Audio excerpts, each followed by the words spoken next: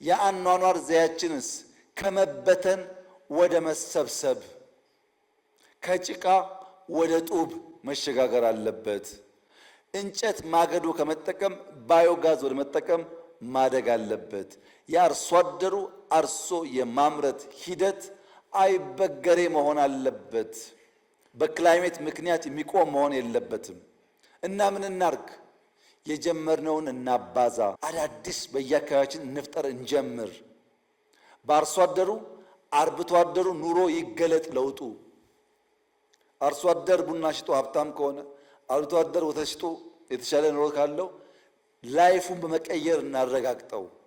ግብርናችን የአርሶ አደሮቻችን ሕይወት የቀየረ ከመብላት ያለፈ ለክፉ ቀን ከማቆየት ያለፈ ገበያ የሚያረጋጋ ከገበያ አልፎ ደግሞ ወደ ውጭ ወጥቶ ተጨማሪ ሀብት የሚያመጣ እናድርገው ነው።